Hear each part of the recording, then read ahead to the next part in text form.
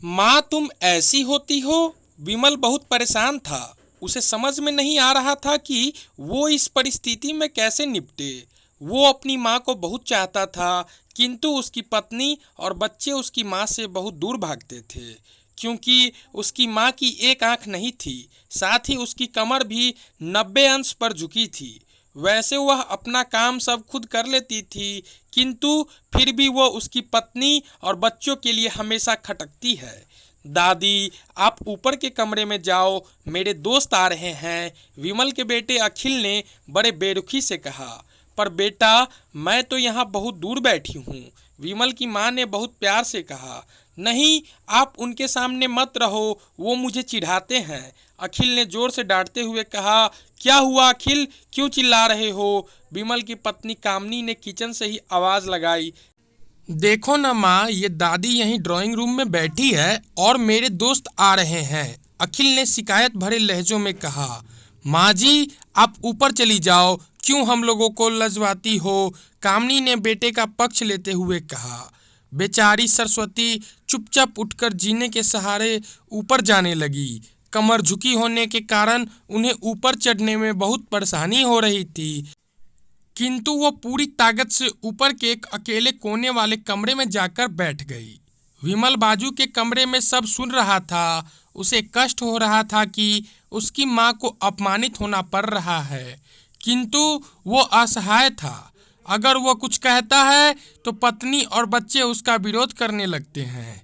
दूसरे उनके तर्क भी सही लगते हैं, चूंकि वो एक प्रशासनिक अधिकारी था। उसका सामाजिक स्तर बहुत ऊंचा था। उसकी ससुराल भी एक उच्च घराने में थी, अतः वह चुपचाप इस तरह हर दिन अपनी माँ को अपमानित होते देखता रहता था। रात को विमल की पत्नी ने कहा, देखो जी, अब कुछ करो। कल कलेक्टर साहब की पत्नी आई थी। माँ जी अपनी देसी धुन धारा में उनसे मिली। मुझे बहुत शर्म आ रही थी, बताते हुए ये मेरी सास है। मैंने कह दिया कि दूर की रिश्तेदार है, इलाज कराने आई है। विमल को रोना आ गया, किंतु फिर भी वह चुप रहा। उसे समझ में नहीं आ रहा था कि वो क्या करे। अपने बेटे की मन स्थिति को सरस्वती अच्छी तरह से जानती थी और बेटे को कोई कष्ट न हो, इसलिए वह हर बात को चुपचाप सह लेती थी। विमल बहुत उदास रहने लगा। एक तरफ परिवार और सामाजिक स्तर पर जीने की प्रतिबद्धता थी, तो दूसरी ओर माँ, आखिर माँ से अपने बेटे को यह हालात नहीं देखी गई। एक दिन उसने अपने बेटे से कहा, विमल, बहुत दिन हो गए हैं, मैं अपने गांव जाना चाहती हूँ, मुझे वहाँ पहुँचा दो। मेरा यहाँ मन नहीं लग रहा है। किंतु माँ, वहाँ तो कोई नहीं है, तुम्हारी देखभाल भला कौन करेगा? विमल ने आश्चर्य से पूछा। अरे, सब गांव वाले तो हैं, और वो तुम्हारे मामा जी तो उसी गांव में रहते हैं, और फिर हम सारी व्यवस्थाएं कर आएंगे ना। कामनी को तो जैसे मन की मुराद मिल गई है वो। हाँ बेटा, बहुत सही कह रही है, सरस्वती ने लंबी सांस लेते हुए कहा। विमल जानता था कि गांव में मां का देखभाल करने वाला कोई नहीं है, लेकिन अपनी पत्नी की जिद के कारण वह अपनी मां को गांव छोड़ने पर विवश हो गया।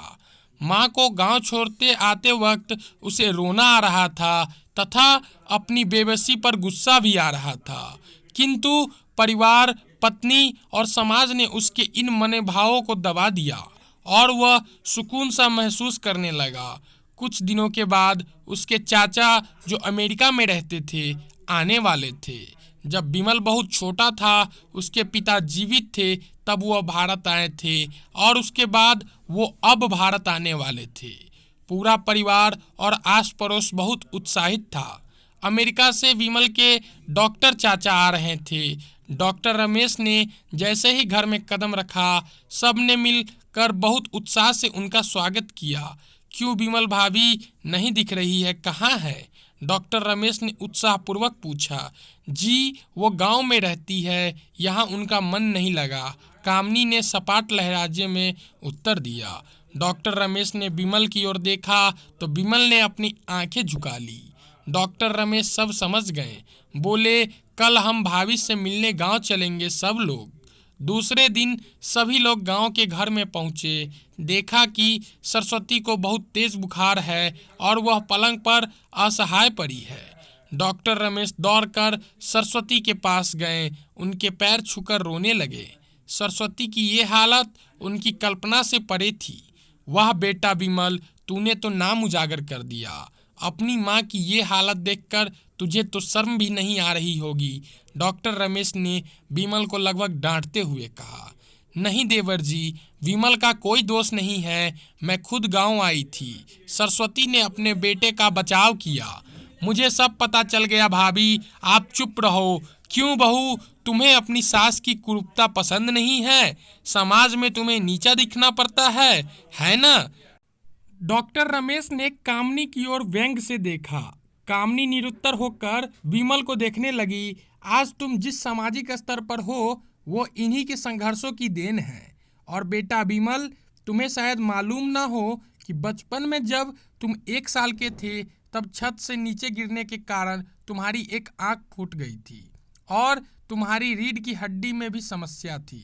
तब तुम्हारी इस कुरूप माँ ने अपनी एक आंख और अपना बोन मेरो तुम्हें देखकर इतना सुंदर स्वरूप दिया था। कामनी बेटा, इतने सालों तक संघर्ष करके बेटे को प्रशासनिक अधिकारी बनाने वाले इसी संघर्षशील औरत की तुम लोगों ने यह दशा कर दी। तुम्हें ईश्वर कभी माफ नहीं करेगा। डॉक्टर रमेश की आंखों से आंसू जलधारा बह रही थी। अब भाभी, आप मेरे साथ अमेरिका जाएंगी, यहाँ इन स्वार्थी लोगों के बीच नहीं रहेंगी। डॉक्टर रमेश ने सरस्वती से कहा। विमल को तो कांटो तो खून नहीं था। डॉक्टर रमेश जो उसके चाचा थे, उन्होंने जो राज बताया उसके बाद तो विमल को यही लग रहा था कि उससे ज़्यादा पापी इंसान इस दुनिया में कोई और है ही नहीं। वह दौड़ता गया और माँ सरस्वती के कदमों में लिपट गया। माँ, मेरा अपराध अक्षम्य है। मैं जानबूझकर चुप्पी साधे रहा, आपका अपमान करवाता रहा। अब सिर्फ आप ही उस घर में मेरे साथ रहेंगी और कोई नहीं। विमल ने आग्नेय दृष्टि से अपनी पत्नी और बच्चे को देखा। कामनी को भी बहुत पश्चाताप हो रहा था, किंतु उसकी हिम्मत नहीं हो रही थी कि वो सरस्वती से आंख मिलाए। सरस्वती ने कामनी की मन स्थिति को समझकर उसको पुचकारते हुए अपने पास बुलाया और विमल को डांटते हुए कहा, खबरदार, जो मेरी बहू को मुझसे अलग करने की कोशिश की तो तुझे ही घर से बाहर निकाल दूंगी। कामनी और बच्चों ने सरस्वती के पैर पड़ते हुए अपने व्यवहार पर माफ़ी मांगी और माँ के हृदय ने सबको माफ़ कर दिया। दोस्तों, आशा करता हूँ कि आपको ये कहानी पसंद आई होगी। ऐसे ही हर रोज़ एक नया कहानी सुनने के लिए और हर रोज़ कुछ नया ज्ञान पाने के लिए हमारे चैनल को सब्सक्राइब कर दें। और आप इस कहानी के बारे में हमें क्या कहना चाहते हैं, हमें कमेंट में ज़रूर बताएं।